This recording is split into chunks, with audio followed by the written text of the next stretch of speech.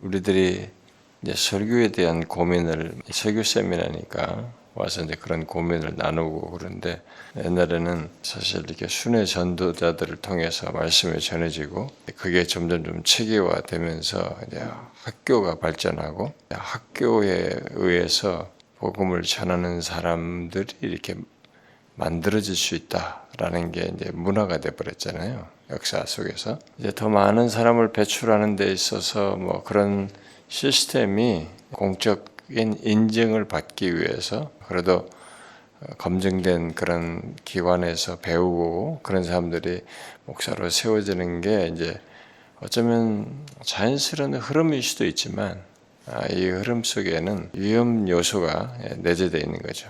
만일 도제처럼 검증되어서 설교자가 세워졌다면 옛날 시대처럼 신중하게 그렇게 도제처럼 세우고 공동체가 이 사람을 인정하는 이런 것으로 함으로써 잘 세워질 수 있는 것이 전통을 유지한다고 하면 할 수도 있었겠지만 이제 여기저기 막 서부 개척을 하면서 교회가 막 생겨날 때 그런 사람들을 검증할 수 있는 방법이 없으니까 너도 나도 이제 뭐 은혜 받았다 무슨 뭘 받았다고 하면서 이렇게 그것만으로 이제 설교자가 되는 목사가 되는 일이 발생되면은 개인이 결정하여서 목사가 되는 일이 발생될 수 있단 말이지. 아무리 도제처럼 교회가 뭐 한다고 할지라도 너무 쉽게 막 빨리 필요에 의해서 빨리빨리 생산하는 일이 발생될 수 있기 때문에 이제 후발적으로 필요에 의해서 발생된 듯한 이 신학교에서 이게 목사가 되고 복음을 전하는 사람으로 이렇게 결국 이퀄돼 가지고 그런 사람들이 이제 말씀을 전하는 시대가 되었는데, 근데 이제 너도 나도 이제 말씀을 전하는 사람들이 다 돼버려서 왜 내가 이렇게 복음을 능하게 전하지 못하지? 라는 문제가 이제 자각이 돼가지고 괴로운 이런 경험을 할 수 있는 거죠. 근데 그게 여기서 이제 바울의 경험에서 보다시피 어떤 사람은 성도들의 반응이 없어서 내가 뭐가 문제가 있나 이런 경우도 있을 수 있고, 어떤 사람은 사람들의 좋은 반응이 있는데 자기를 통해서 회심이 일어나고 주님이 드러나는 하나님께 영광이 들려지는 그런 열매가 나타나지 않고 사람들이 좋아하는 이런 일이 발생된다든가, 내가 전하는 메시지가 성경에 관해 전하는 내용을 지식을 막 얘기하는 것이지 그것이 자신과 이렇게 일치되어서 자신에게 담긴 하트가 묻어있는 그런 말씀 증거를 하지 못하는 이런 일이 발생돼서 이제 고민이 생기는 거죠. 왜 이런 일이 생길까? 그래서 왜 나는 이렇게 말씀을 전하는데 그런 게 확신과 성령의 나타남 속에서 전하는 것 같은 그런 말씀 증거를 하지 못할까? 그리고 왜 회심과 이런 사람들의 하나님께로 향하게 되는 이런 일이 생기지 않을까? 이런 고민이 생기는 거죠. 이것은 어제도 얘기했지만은 그것을 자각하는 것부터가 나는 어쨌든 있어야 되는데, 그런 것을 이제 우리는 이제 대부분 좀 여기 와서든 어쨌든 뭐 자각을 한단 말이에요. 우리 교회 와서도 같이 사역하면서 그렇고 또 이렇게 서로가 나누다 보니까 지적하면서 나누다 보니까 이제 그런 걸 자각을 한단 말이에요. 그래서 이제 그게 우리가 제일 큰 숙제로 여기잖아요. 지금 모두가. 그러니까 우리는 이미 하나의 종교고 신앙으로 이렇게 체계화되어 있는 것을 결국 이렇게 깨닫게 되었고 이제 더 종합적인 이해를 가지고 있고 계시가 이 사도들에서 충만히 다 증거된 것을 이렇게 들어서 그걸 믿고 전하기 때문에 이 첫 그 믿는 과정을 예수를 믿어서 믿게 되기 때문에 상대적으로 이게 쉬울 수 있어요. 어떤 면에서 그러니까 믿는 데 어려움은 있을지 모르지만 믿기 시작한 사람에게는 이분이 메시아이고 구원자라는 것을 믿고 전하는데 상대적으로 우리는 쉬울 수 있어요. 근데 당대 사람에게는 이게 어떤 면에서 계시적인 성격이거든요. 알아도 자기에게 하나님이 이렇게 알게 해주시는 계시여야만 되는 것이거든요. 근데 그걸 성령이 열어주셨어요. 잘 보시면 성령께서 알게 해주신 거예요. 그래서 주님이 부활 이후에 기다려라라고 거예요. 부활하신 예수님을 봐도 어떻게 해야 될 줄 모르는 거예요.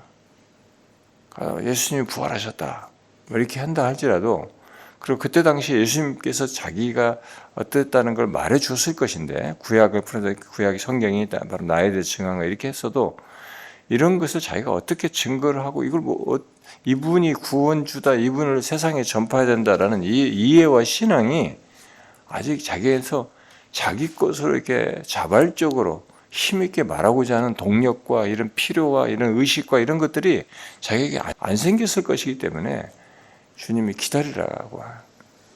이게 이제 구속사적인 중요한 전환점이 되기도 하지만, 이들이 최초의 증거자들이 이 구속사 연장선상에서 이제 유대를 넘어서서 세상으로 증거되는 이 구속 성취의 전파 속에서 이 구원의 역사를 이루는 것에 도구로 사용하기 위해서 이게 이제 필요했던 거죠.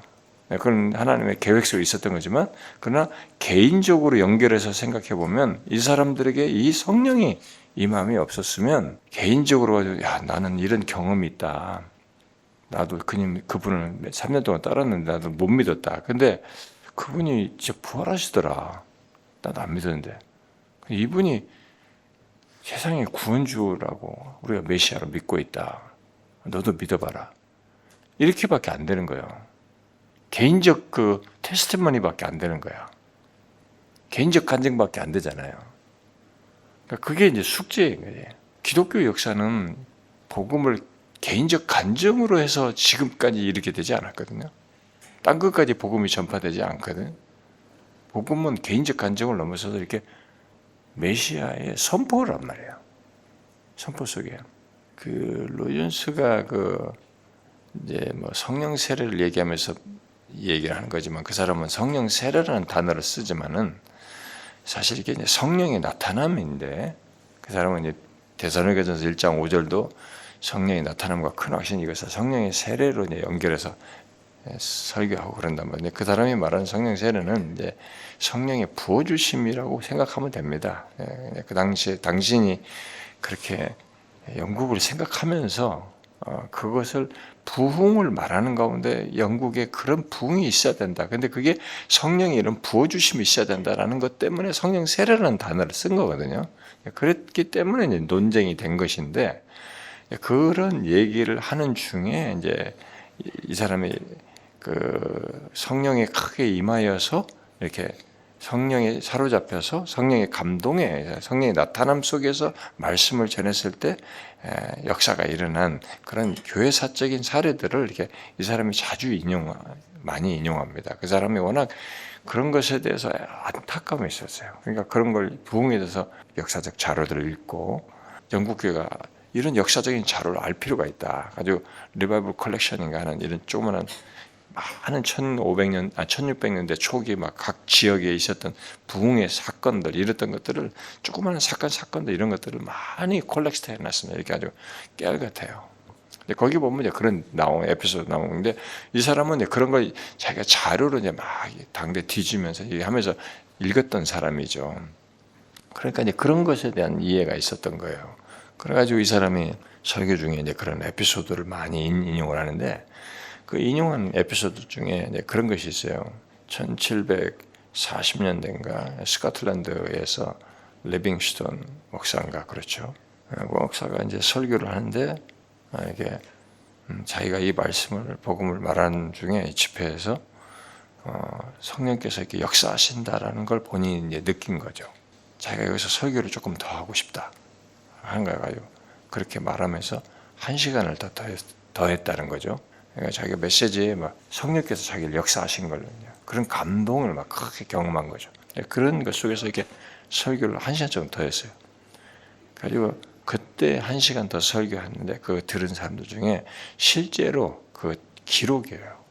500명 정도가 그 자리에서 회심했어요. 그러니까 스코틀랜드 같은 데서 당대에 이렇게 500명씩 회심하는 거 현장에서 쉬운 일이 아니에요. 이게 선포에서 나오는 거죠. 테스티머니 갖고 개인적 테스티머니 갖고는 안 되는 거예요. 그래서 이제 우리가 생각을 해봐야 되는 거예요.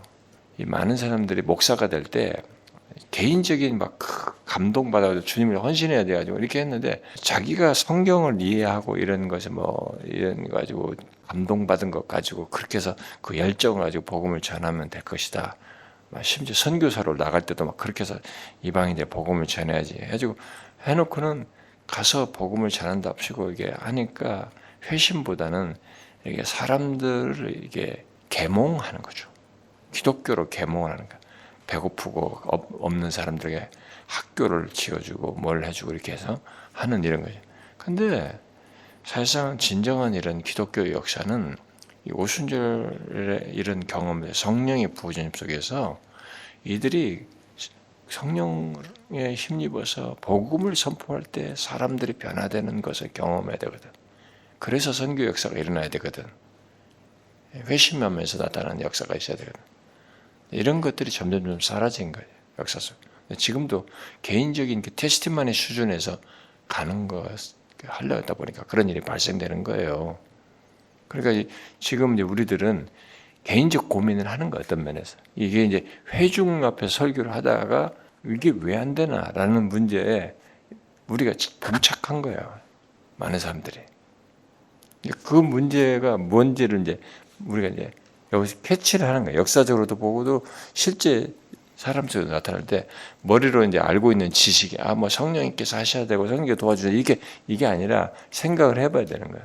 내가 아무리 불 붙고 뭔가 이게 옳다라고 복음이다 이게 메시아가 이게 살아났다라는 지식 갖고 있어도 이게 내가 그 지식을 전달하는 것으로 된다라고 생각하면 안 되는 거예요.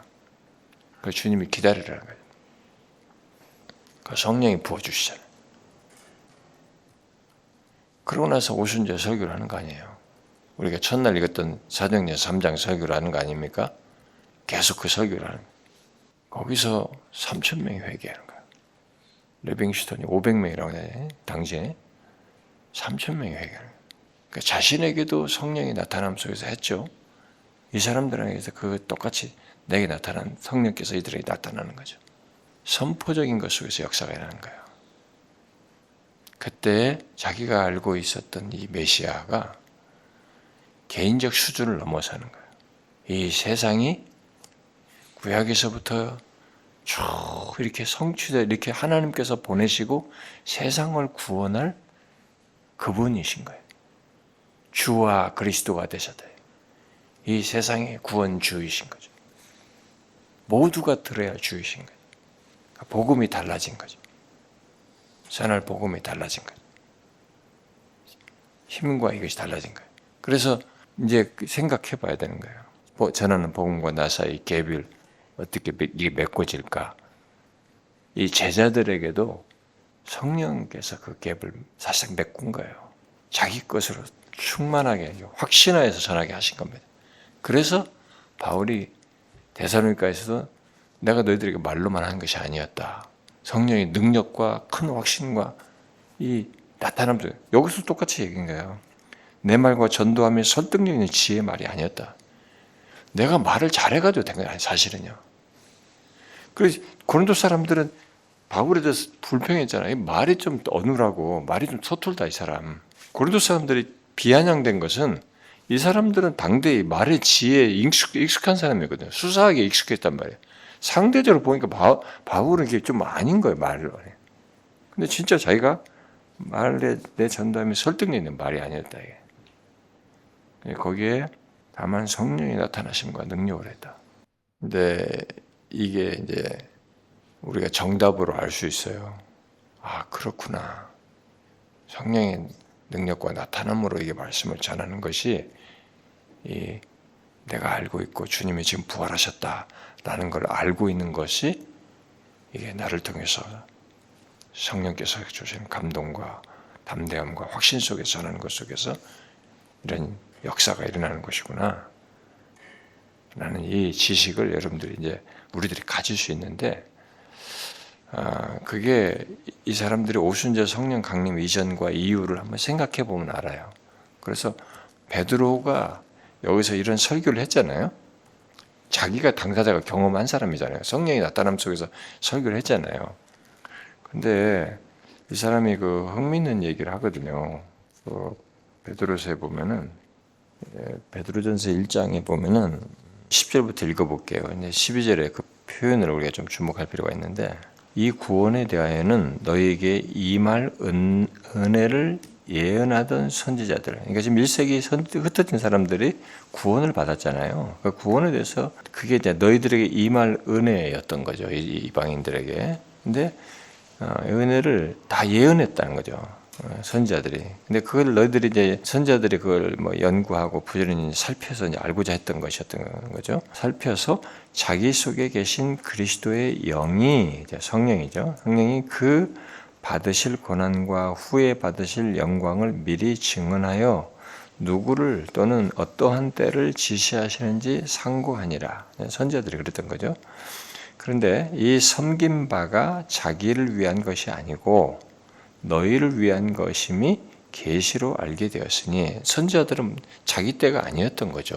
이게 이제 지금 이 베드로의 수신자들은 1세기 성도들의 뒷세는 너희를 위한 것임을 계시로 알게 되었으니 이것은 하늘로부터 보내신 성령을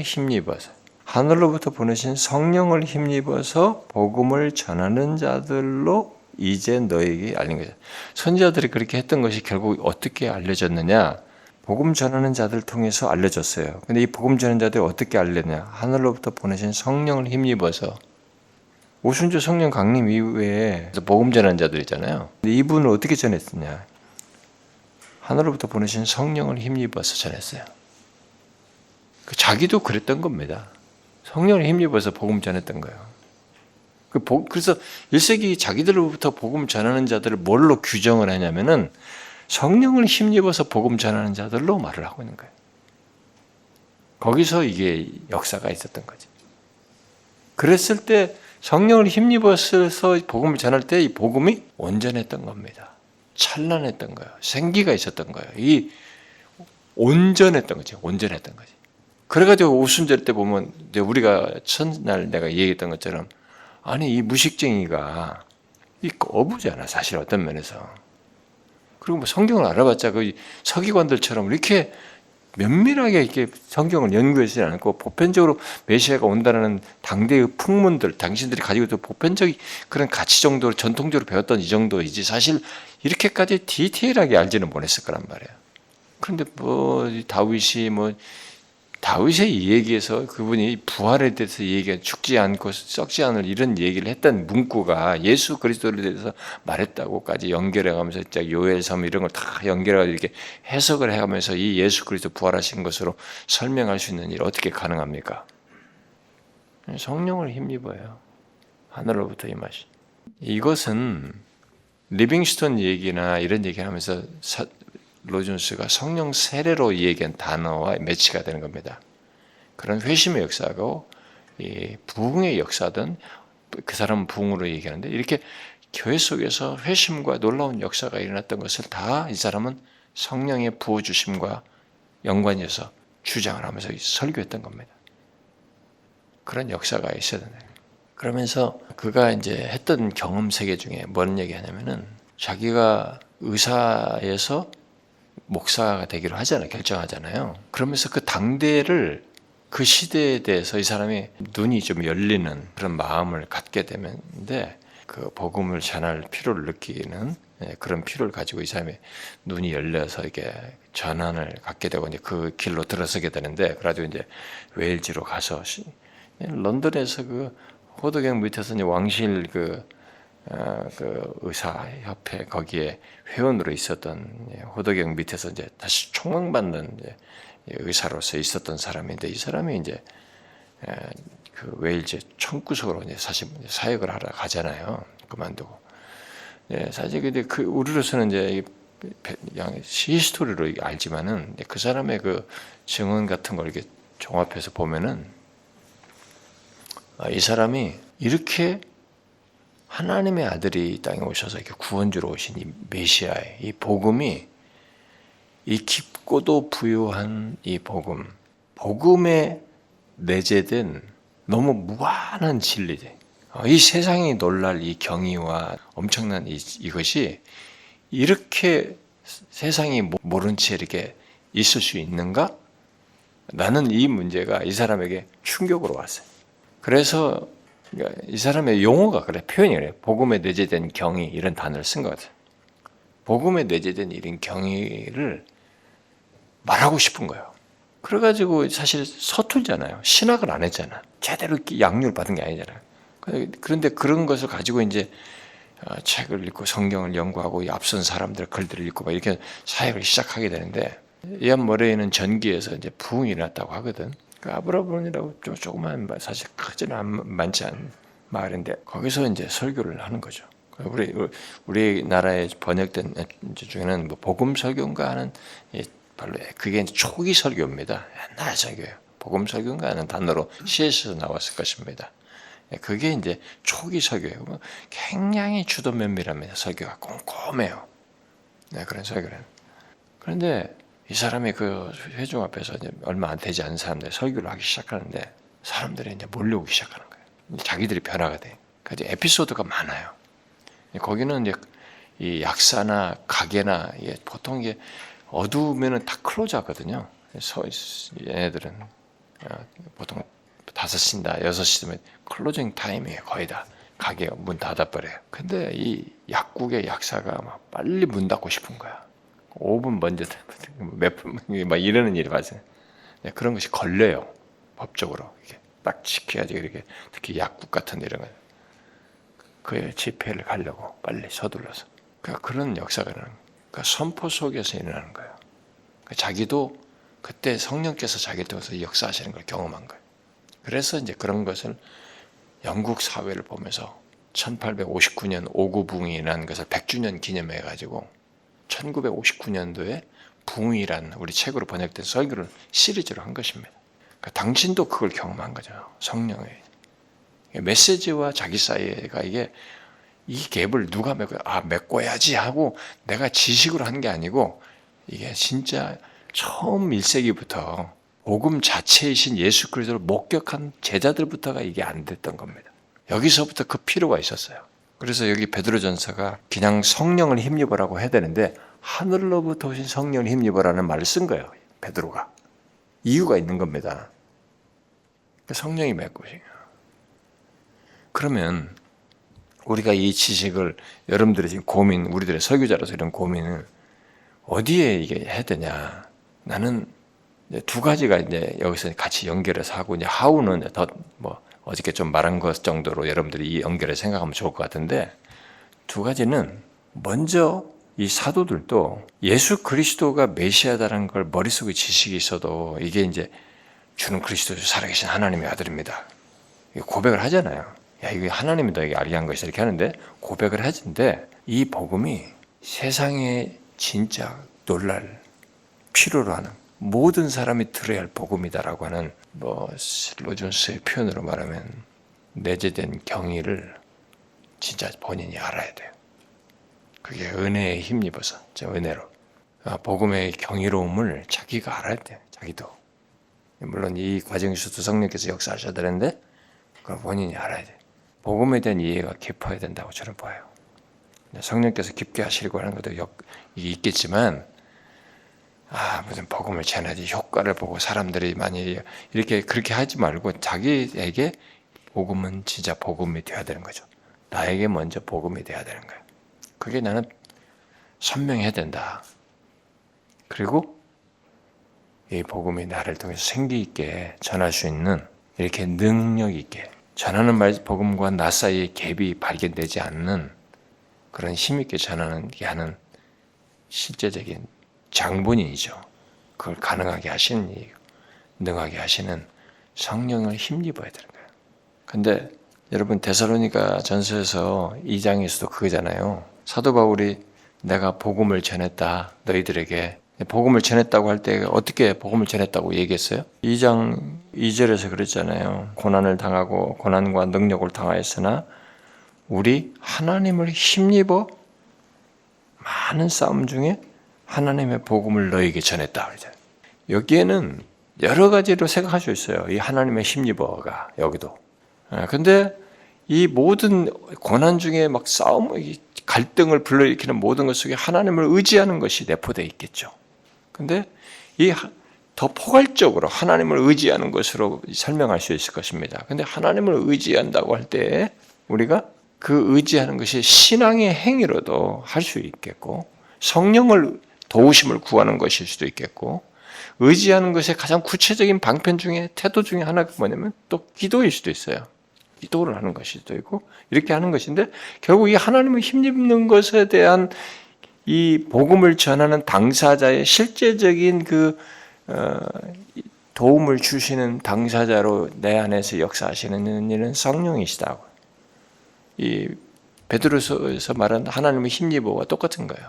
그러니까 그게 성령께서 하시는 것이죠. 그래서 이제 이 갭에 대한 갈증이 있고 목마름이 있는 사람이라면 우리가 이 부분은 말씀을 한번 전해도, 바울이 여기서도 오늘 읽은 내용에서 했잖아요. 떨었다 내가 너희 가운데 약하고 두려워심이 떨었다 이렇게 했는데, 근데 이것을 어떻게 해결하느냐.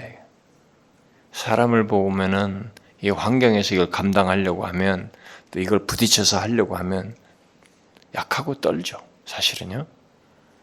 여러분들이 벌써 그런 고백을 하잖아요. 사람 몇 사람 앉혀놓고 하는데도 내가 뭐 성경에서 배운 걸 말한다면은, 학교 신학교 지식을 가지고 나열한다고 하면 뭐 떨 것도 없어요. 청산유수처럼 할 수 있습니다. 무슨 뭐 설교 준비하지 않고도 20-30분 떠드는 거야. 뭐가 어떻겠어요?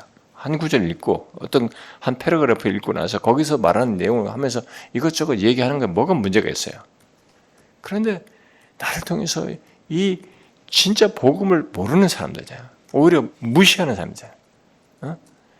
미련한 것처럼 여기는, 전도에 미련한 것을 여기는, 이렇게 미련하게 취급하는 사람들에게, 근데 그런 사람들이 복음을 들어야 돼요. 근데 예수를 믿어야 돼요. 이런 걸 생각하면 얼마나 약하고 떨 수밖에 없잖아요, 우리가.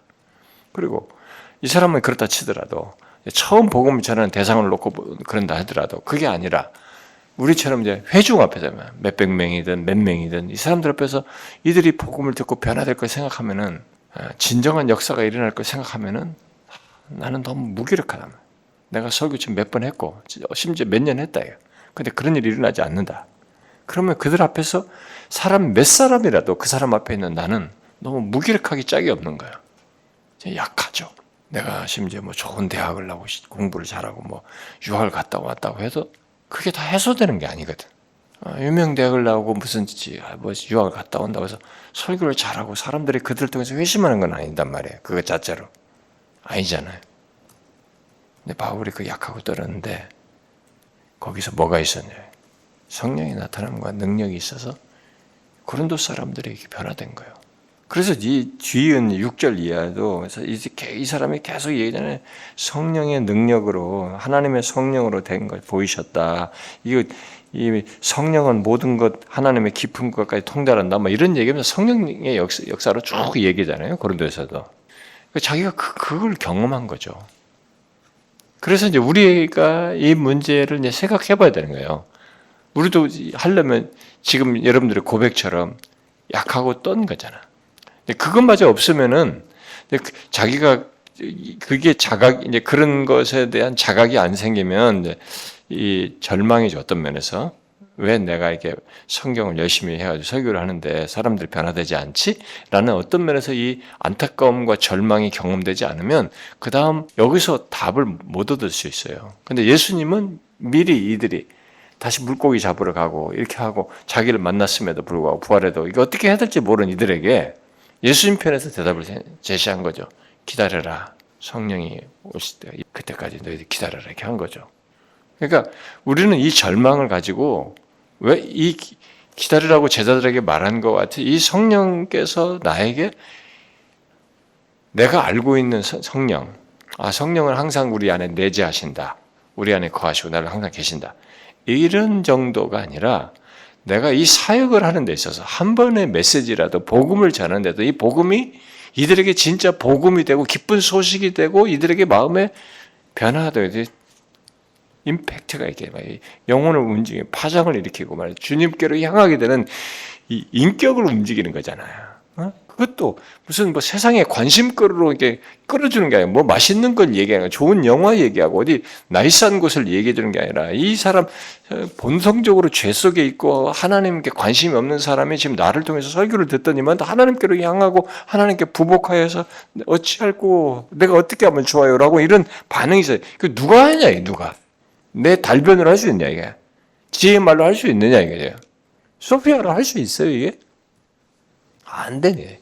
여기 고린도서 그 얘기하는 거잖아요. 그걸 아니다. 내가 만약 그걸로 해서 됐다면 십자가가 이게 헛되게 되는 거다. 그리스도께서 그렇게 해서 이루신 것이 이게 헛되게 되는 거예요. 아, 내가 이렇게 말로 잘해도 되네? 예. 하나님이 오셔서 죽을 이유가 없는 거죠. 그렇게 하셔서 이루래. 그것을 순전히 처음부터 성령께서 하셔야 될 때까지 도와주셔야 했던 겁니다. 그래서 내가 말의 지혜로 하지 아니하고 성령이 나타난 건 능력으로 했다라고 한 거죠. 데살로니가에서도 결국 데살로니가의 그 사람들이 변화된 것도 감아보니까 하나님을 힘입어서 한 거였어요. 성령이 나타난 건 능력이 있었대요. 내가 말로만 너희들에게 말한 것이 아니다. 성령이 나타났다. 이 과정에 뭐가 있었냐면 2장 2절에 설명하는 거예요. 하나님을 힘입어 했다. 내가 너희들이. 그 이전에 빌립보에서 이런 고난을 겪고 거기서 있었기 때문에 여기서 또 당할 거 생각하면 벌써 두려움이 탁 밀려오잖아요. 여기서 약하고 떨었다는 것이 데살로니가로 향할 때도 이 사람이 있었을 거라고 나는 봐요. 왜냐하면 거기 빌립보에서 핍박과 고난을 당하고 내가 했기 때문에 그래서 많은 싸움이 있었기 때문에 그 내적인 싸움이 그 두려움에 해당하는 것도 있었을 거라고 보거든요. 그 많은 싸움 속에는 그게 포함되어 있는 거죠. 고난이라는 환경 이런 것도 있었겠지만은 그 내적인 싸움도 포함되어 있는 거죠. 근데 거기서 어떻게 했냐? 하나님을 힘입어서 복음을 전했다. 이제 똑같은 얘기예요. 그랬더니만 이 사람들이 말로만 너희들에게 이런 것이 아니라 성령의 능력과 나타남으로 너희들에게 이르렀다. 그래서 너희들이 그렇게 해서 회심했다. 그래서 우리가 이게 성령이 내재하신다 이렇게 그렇게 생각할 것이 아니 그 정도로 생각할 게 아니고 내가 말씀을 전할 때 이런 놀라운 역사가 있기 위해서 성령의 역사가 도와주셨네. 하나님을 힘입어야 되는 거예요. 성령께서 도와주셨네. 그분께서 나타나셔서 내게 임하시고 이게 능력을 주시고 이게 힘있게 하시고 이 말씀을 전하는 복음이 이렇게 마치 지혜의 말로 이 사람들을 즐겁게 하는 얘기가 아니라 단 한마디를 하더라도 거기에 성령의 감동 속에서 전하는 것 속에서 사람들이라는 그리고 당연히 이 전하는 것이 나와 이게 분리가 되지 않나야지. 분리됐을 때는 나의 무엇으로 하게 돼? 말의 지혜로 하기 때문에 된 거예요. 나의 연구력에 의존하기 때문에 그래 된 거죠. 사람들을 즐겁게 하고 이 사람들이 좋아할 반응을 생각하면서 했기 때문에 그런 거죠. 사실 그거 이전에 내가 두렵고 떨림이 있었어야 돼요. 어떤 면에서 성령이 도와주시지 않으면 나는 이 아무리 준비를 잘했어도 의미가 없습니다라는 이게 있었어야 되겠죠. 어떤 면에서. 그러니까 저도 이제 실패도 이제 그런 것에서 좌절을 경험을 하기도 했었기 때문에 어떤 때는 참 준비를 참 완벽하게 했다. 완벽하게는 말은 아니지만 그래도 상대적으로 이렇게 좀 제대로 준비를 잘했다. 그러니까 이걸 가지고 말씀을 전하면 사람들이 이제 이 유익을 얻을 거라고 생각했지만 어떤 때는 그거 하고 왔는데 꽝쳤단 말이에요. 왜 이렇게 내가 메마르지? 이걸 얘기를 하는데 왜 나는 이렇게 메마른 설교를 하고 내려왔을까? 거기서 절망하게 된 거예요. 그런 경험을 하고 나오니까 개척할 때 초기 때도 그래서 제가 하나님 영광에서 설교 그 시리즈 책에서 나오지만 내가 스펄전을 마침 인용을 한 겁니다. 제 경험이었네요. 스펄전도 다시 올라가 설교하고 싶다라는 그 설교 내용이 있더라고요. 그래서 내가 그걸 인용한 거야. 여러분 하나님 영광 그 설교에 나와 있죠? 다시 올라가 설교하고 싶더라고. 그걸 좀 수정해가지고 다시 내가 내용은 내오지만 그 하트, 성령 도우심에 힘입어서 하고 싶더라고. 그게 이제 그런 설교하고 내려온 바로 그 순간 그 절망을 내가 경험하고 그렇다고 우리 개척할 때 사람 많았던 거 아니에요? 몇 명 안 됐거든요. 그런데도 저는 그걸 절망을 느꼈대요. 다시 올라가 설교하고 싶다. 그러니까 이 절망과 좌절이 있다 보니까 항상 바울이 여기서 말하는 것처럼 약하고 두려워하고 심히 떨었다라는 말이 매번 설교할 때마다 약간 느껴져요. 근데 이제 저는 이게 말씀을 전할 때 이게 이제 생긴 거죠. 그래서 어떤 때는 망각하고 너무 막 초급해서 올라갈 때도 있었지만 그래서 제가 이제 예배 시간 30분 전에 앞에 앉아서 이게 기도하다가 올라가는 게 이제 개척할 때부터 제가 습관이 된 겁니다. 설교 준비할 때도, 그러니까 제가 그런 실패 경험을 하니까 설교를 준비할 때도 그런 약하고 두려워 떨었다는 것이 무엇인지에 대한 것이 내가 경험하고 있고, 설교하러 올라가기 직전에도 그 두려움이 약간 있어요. 준비할 때도 있는 것은 뭐냐면 이번 주에 설교가 안 나올 수도 있다라는 두려움이 있어요. 그러니까 내가 연구력으로 본문을 딱 해가지고 설교 쭉쭉쭉 작성하는 것은 나는 문제가 안 되죠. 내가 뭐 그 신학을 하는 게 몇 년인데 11년인데 이거 뭐 오늘 본문 딱 오늘 이 시리즈를 할 것 같으면 텍스트가 뭐 고린도서다, 뭐 고린도서 그 다음 구절 연구하면 되잖아요. 뭐 주석 참조하면 그거 뭐가 어려워요. 그게 문제가 안 되죠. 그리고 뭐 내가 어떤 시리즈를 하더라도 그다음 뭐 해서 작성하면 되는 거죠. 그게 아니고 설교 준비도 그렇게 주일 토요일까지 했는데도 안 돼가지고 한 두세 번 결국 완성을 못한 적도 있었거든요. 그런 것도 있기 때문에 준비에서부터 나는 성령께서 도와주셔야 된다는 이게 있어요. 그래가지고 약간의 두려움, 불안이 있어요. 약한미로 말하는 이게 있어요. 이번 주에 설교가 안 나올 수도 있다라는 생각이 있어요. 그래서 이 처음에 설교 준비할 때부터 이 그런 은혜를 구하는 마음이 있어요. 지금도 그 똑같이 있거든요.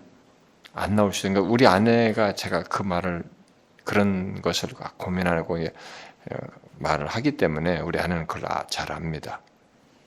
그래서 우리 아내가 자꾸 이게 뭐 출산했다 이렇게 하는데 이번 한 주에 또 아이를 출산했다고 하는데 그런 말을 저한테 하는 것은 제가 이제 그런 두려움을 가지고 있는 거예요. 진행하는 중에도 이렇게 결론으로 안 나올 수도 있다는 생각이 있는 겁니다. 그리고 올라갈 때에도 진짜 초기에서부터 진짜 한 10년 정도까지 몸이 이렇게 내가 그러기 전까지 뭐 그 이후도 막 그렇게 했었습니다만 지금은 옛날 같지가 않아가지고 내가 좀 양심의 고백을 그렇게 하는 건데 그 30분 동안이 간절했어요. 하나님께서 은혜를 주셔야 됩니다.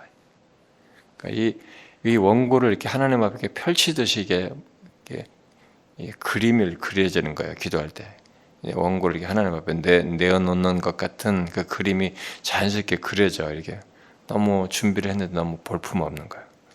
성급한 거지. 쫓겨서 한 거죠. 뭔가 미완성 상태로 올라온 거예요. 겨우 올라온 거예요. 이 원고를 이렇게 보이는 것 같은 그런 이미지가 머릿속에 그려져요. 하나님이 준비한 게 너무 이게 형편없다. 하나님이 도와주셔야 된다. 은혜를 주셔야 됩니다. 그 마음을 가지고 하는 거죠.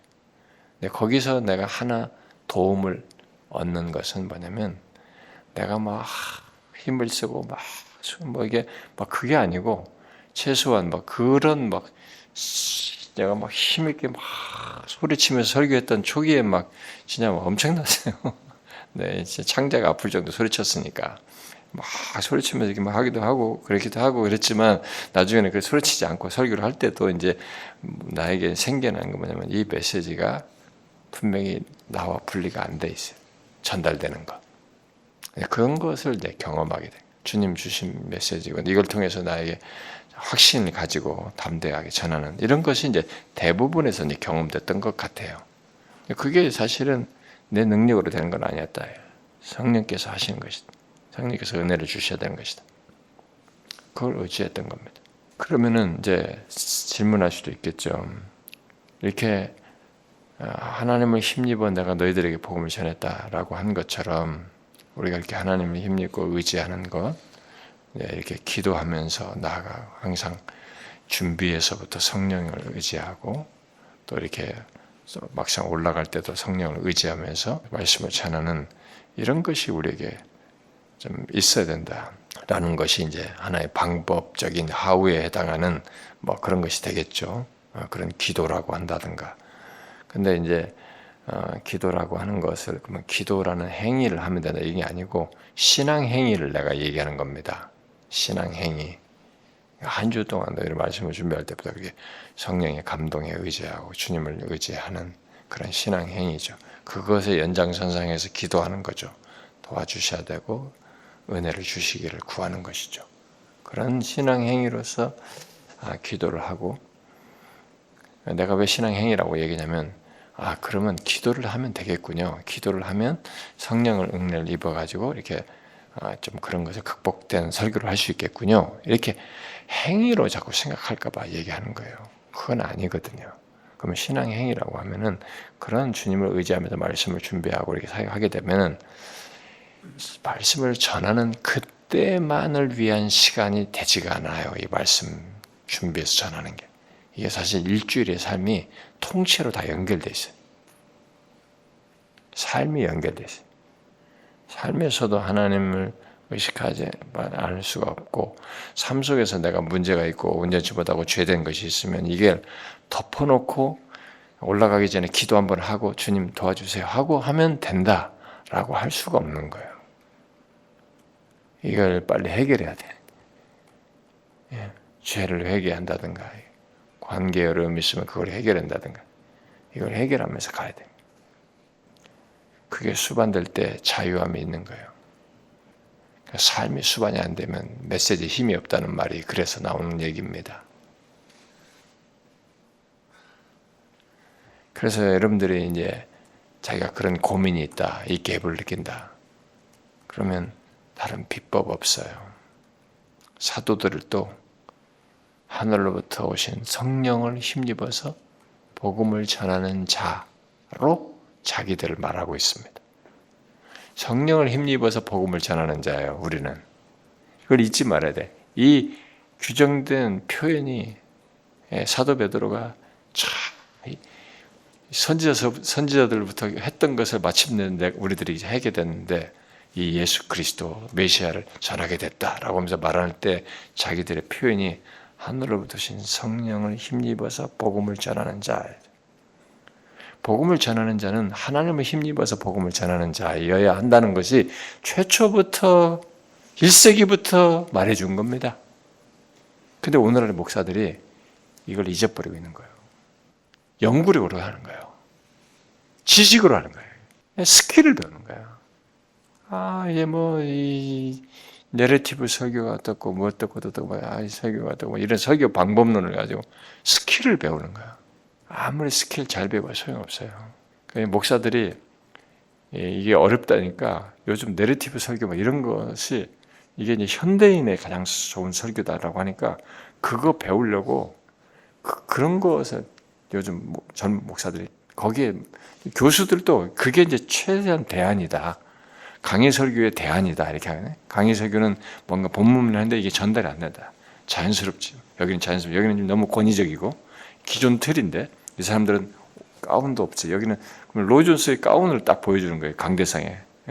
권위적이고 이렇게 하는데 장점이 있다. 로이 존스 잘하고 대표적인 설교자다. 그러나 내러티브 설교자는 이제 강대성도 없이 다 해주라는 목적으로 싹 앞에 나와 강대하면서 설교하는 내러티브 설교자들의 그런 모습, 친근감 있게 효과 있고 효술이 있고 이들과 회중과 함께하는 이런 걸 하면서 이게 이제 현대의 대안인 것처럼 물론 이 강의 설교 이것은 중요한 기반이 된다 이런 것이 기초가 있지만 이걸로 안 된다 이런 것은 같지만은 이런 네이티브 설교자가 되어야 된다라고 하면서 이게 이제 대안으로 해가지고 이걸 이미테이션하는데 급급해요. 어떻게 호소력 있게 전달 잘할 것인가? 호소력 있게 전달해서 사람들의 마음을 끌어들일 것인가? 여기에 이제 몰입돼 있어요. 그래서 이제 그걸 생각하고 이제 설교를 이제 구성하는 식으로 발전하는 쪽으로 현대가 가고 있어요. 나는 이게 난 필요하다고 믿거든요. 우리 같은 사람에게는 약점이 있어요. 내가 얘기했잖아요. 저 같은 사람이 그런 약점이 있기 때문에 이게 이제 좋은 방법적인 면에서 생각할 얘기라고 봐요. 그런데 여기에 로존스 목사 같은 사람이 강의 설교, 이 사람들이 강의 설교, 로존스 강의 설교 약점으로 얘기하는데 이 사람이 강의 설교할 때 성경을 장황하게 늘어놓기만 했느냐? 이 사람들은 방법적으로 말하는 내러티브 설교를 이 사람은 성령께서 하실 때 더 강력하다는 것 때문에 성령을 의지한 것이 이 사람에게 있었습니다. 이건 이 사람들의 생각을 고려를 안 하는 거예요. 그렇기 때문에 부흥과 이 성령 세례라든가 이런 걸 강조를 한 것이거든요. 내러티브 설교자들은 이 방법을 성령이 하실 것에 대한 이 더 중요한 가치보다 이것에 더 비중을 두는 거예요. 나는 이들의 방법도 배워야 된다고 생각합니다. 근데 이들은 이 방법을 중요시 여기다 보니까 이 성령에 힘입어서 하는 이것이 더 중요한 가치를 이들은 잊지 않는 것이 아닌가. 이것에 너무 재미를 보는 거 아닌가. 그러니까 소통을 잘할지 모르지만 회심이 아니라 하나님의 영광이 드러나는 것이 아니라 설교 잘하는 당사자가 드러날 수 있는 거죠. 그 얘기예요, 실제로. 그래서 우리가 이제 우리들의 고민을 결국 이제 이번에 말하게 된 셈입니다. 좀 구체적으로 이것을 이제 씨름을 하셔야 되는 거예요. 우리가 제가 신앙의 행위로 말한 걸 다 잊지 마셔야 됩니다. 성령과 함께 행해야 되는 거죠. 요즘 복음을 강조하는 사람들은 성령을 복음이라는 것에 다 묻어가지고 성령을 이렇게 상대적으로 그렇게 중요하게 생각하지 않습니다. 아니, 중요하게 생각하지 않는 게 상대적으로 약화시킵니다. 근데 복음을 얘기할 때, 그리스도를 얘기할 때는 이 그리스도와 관련해서 나타날 모든 역사는 성령과 함께 얘기해야 돼요. 사도 베드로가 거기에 성령을 그리스도의 영으로 얘기해요. 구약에서부터 성령은 그리스도의 영이었습니다. 사실상. 그러니까 구속사적인 해석을 할 때 구약에서 나타나는 성령의 역사가 이 메시아와 관련된 것을 사람들에게 감동시키고 알게 하시는 이분이 누구냐면 그리스도의 영이에요. 그래서 구속사파들이 구약에서 나오는 성령의 역사를 얘기할 때 다 그리스도의 영이라는 용어를 씁니다. 이미 거기서부터 그리스도의 영으로서 역사했다. 그러니까 구약에서부터 그런 메시아를 통해 있을 일을 사람들에게서 역사하고 보여주시고 감동 주시는 이분이 벌써 그때부터 그리스도의 영이었다는 거예요. 근데 이게 이제 구속사적인 가시적 성취로서는 여기 오순절에 임하시는데 이분이 내가 가서 보낸다 그랬잖아요. 요한복음 14장, 16장에서 말할 때. 그래서 그리스도의 영으로 보냄받은 거예요. 그리고 여기서도 아까 사도 베드로도 그런 거예요. 그분에게서 온 영이에요. 하늘로부터 온 영인데 선지자들이 그분을 연구한 거지 그리스도의 영인 거예요. 그분은 영으로 알게 된 것을 얘기한 겁니다. 그러니까 이 복음을 얘기할 때 복음과 성령과 이 진실한 사역이라고 내가 얘기한 것처럼 복음을 얘기할 때는 그리스도를 얘기할 때는 이 그리스도가 어떻게 나에게서 생기 있고 이분이 살아있는 구주로 믿게 되는 일을 누가 할 수 있느냐. 놀랍게도 여기에는 성령의 역사가 있어요. 자신이 보낸 성령을 통해서 하신 겁니다. 그러니까 이분 성령 자체가 그리스도와 분리되지 않아요. 그리스도의 영으로 얘기하는 겁니다.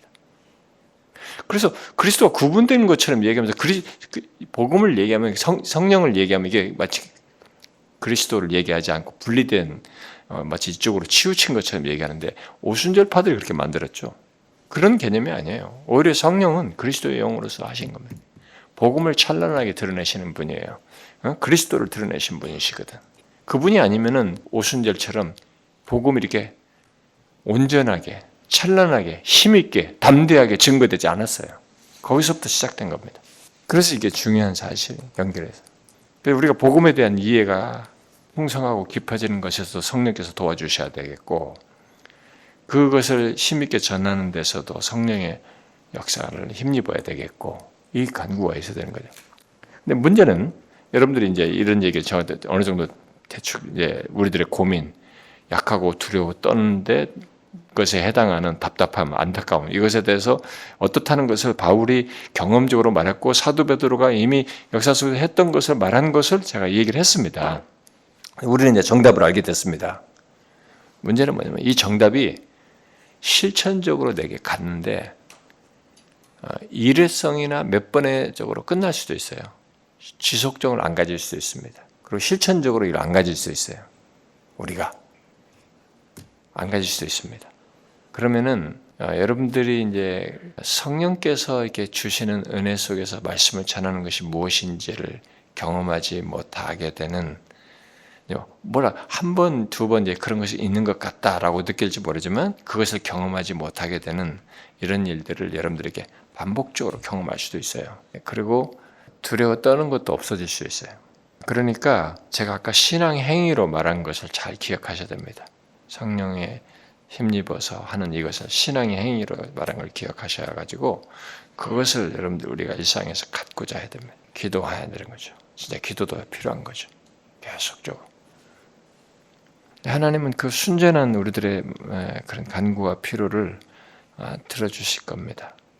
그래서 우리 사역자들 하루 중에 기도하는 시간 몇 시간이 되든 간에 그 기도하는 시간에 여러 가지 필요도 우리 한국교회에서도 기도하고 우리 자기가 맡은 부서, 교회 이런 것도 기도하고 또 가정을 위해서도 기도할 때 이제 그럼 다 기도하고 나면 마지막에는 여러분 자신을 위해서 기도해야 되잖아요. 마지막 여러분 기도할 때는 이런 맥락을 가지고 기도를 하죠. 하나님께서 주의 능력을 그러니까 저희가 약하고 두려웠으면 이 사람이 아까 내가 하나님 힘입어 복음을 전했다고 했으니까 하나님이 힘는 어떤 과정이 있었을 거 아니에요. 지성적으로 하나님 나 도와주세요 이렇게 했다는 것은 아니잖아. 의식적으로 하나님이 힘입어야지라는 생각을 했다는 얘기가 아니잖아요. 힘입는 신앙의 행위가 있었다는 거잖아요. 주님을 의지하면서 구하는 것이 있었다는 거잖아요. 그게 이제 우리에게 있어야 되는 거예요. 그게 말씀을 전할 때 단 한 번에 전할 때도 항상 있어야 됩니다. 그래서 이 은혜의 세계를 경험을 하셔야 돼 우리가. 그래서 그렇지 못했을 때도 그 실패도 좋은 자산이에요. 내가 왜 하나님 왜 이렇게 내가 메마른 설교를 하고 내려왔습니까? 사람들은 좋아했을지 몰라도 내가 왜 이랬습니까?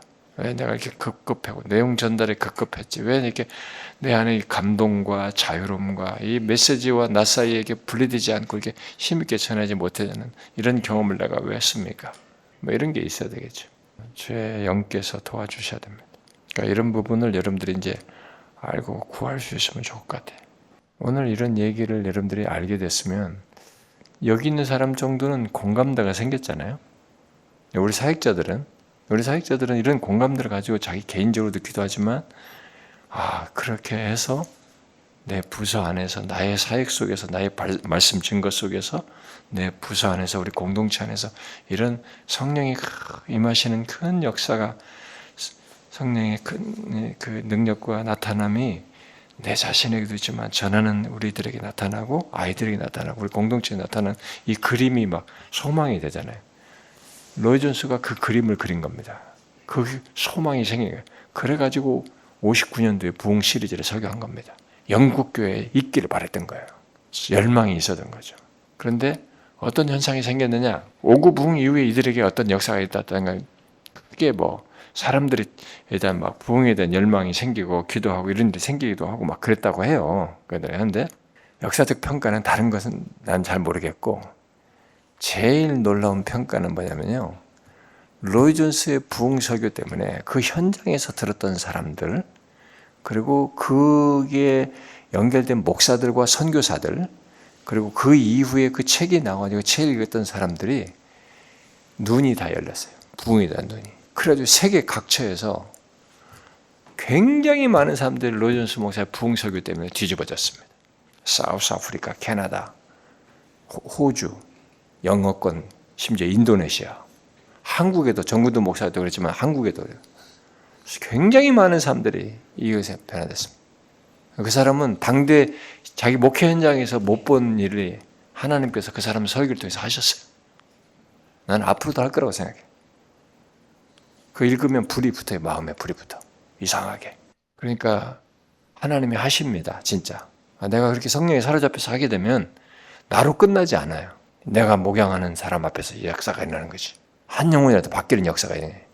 거기서부터 시작되는 겁니다. 그런 강구를 여러분들끼리 개인적으로도 함께 서로를 위해서 기도해 주기 위한 그런 모임도 갖을 수도 있는 것이고 우리 공동체에서 이런 좋은 필드잖아요. 이런 필드를 가지고 여러분들이 그런 걸 먼저 경험하고 그런 걸 알고 나중에라도 사역지로 나가게 되면 더 좋잖아요.